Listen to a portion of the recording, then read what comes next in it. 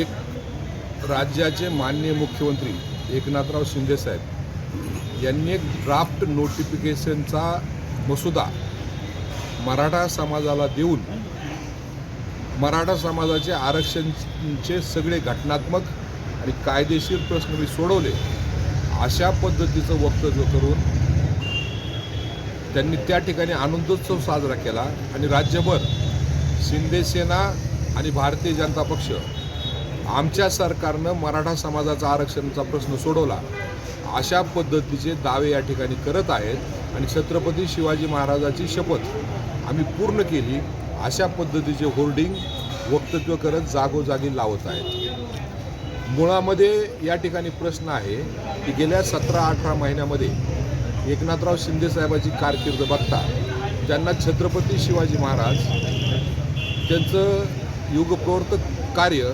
याबद्दल काय आस्था आणि प्रेम आहे असं मला वाटत नाही।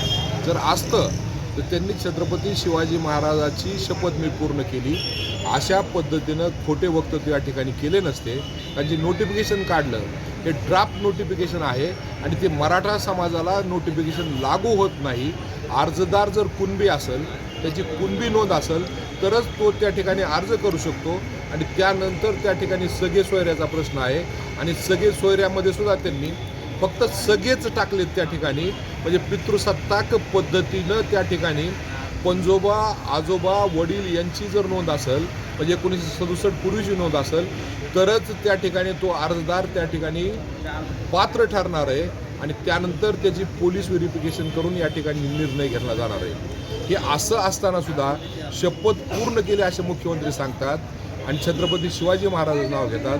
तर माझी माननीय मुख्यमंत्र्याला विनंती आहे की आपण शपथ पूर्ण केली असं म्हणताय तर कृपया आपल्याला छत्रपती शिवाजी महाराजाबद्दल आदर नाही आपण नव्यानं आपला जो आदर्श आहे त्या स्वातंत्र्यवीर तात्यासाहेब सावरकर यांच्या नावाने आणि यांच्या प्रतिमेसमोर शपथ घ्या आणि मराठा आरक्षणाचा प्रश्न मी सोडवला हे त्या ठिकाणी आपण सांगा। कारण की आपलं जे काही प्रेम आहे हे तात्यासाहेब सावरकराबद्दल आहे। त्यांची जर शपथ घेतली आपण तर मराठा समाजाला आपण खोटं बोलणार नाही।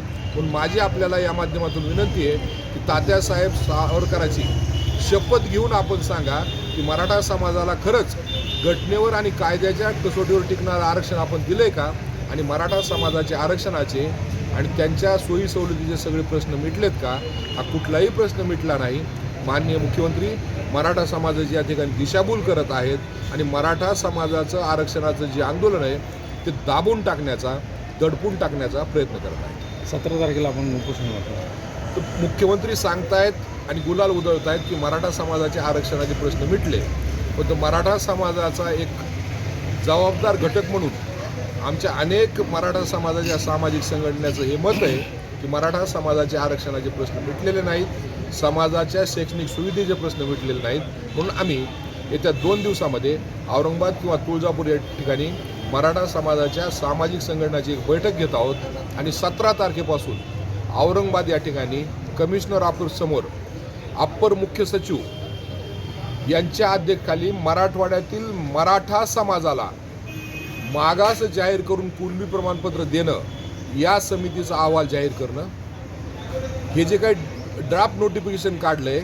त्यामध्ये मातृसत्ताक हा शब्द त्या ठिकाणी ॲड करणं आणि त्यासाठी आम्ही लाखोच्या संख्येने त्या ठिकाणी सजेशन पाठवत आहोत आणि मराठा समाजाच्या कुणबी नोंदीचा जो चुकीचा आणि खोटा आकडा माननीय मुख्यमंत्री सातत्यानं सांगत आहेत। कारण की सामान्य प्रशासन विभागाचे मुख्य सचिव यांनी स्पष्ट सांगितलं आहे की न्यायमूर्ती संदीप शिंदे यांच्या कमिटीनंतर राज्यामध्ये 1,47,000 नोंदी मिळालेल्या आहेत। त्यातील 32,000 नोंदी त्या मराठवाड्यातील आहेत। त्यातल्या 18,600ला प्रमाणपत्र मिळालेले आहेत आणि आणखीन एकही व्हॅलिडिटी नाही। ही वस्तुस्थिती असताना राज्य सरकारचे मंत्री या ठिकाणी सांगतायत की 54 लाख नोंदी आहेत ती सत्यता करावी। या 3 मागणीसाठी त्या ठिकाणी आम्ही येत्या 17 तारखेपासून ज्या दिवशी मुदत संपते उपोषण करणार आहोत आणि तसा आमचा निर्णय झालेला आहे। ओके। ड्राफ्ट नोटिफिकेशनमध्ये सजातीय विवाह अशा पद्धतीचा शब्द राज्य सरकारने टाकला आहे। त्या राज्यातील एक जबाबदार मंत्री गिरीश महाजन यांना माझं आव्हान आहे की या ठिकाणी सजातीय विवाह हा नेमका म्हणायचा कशाला?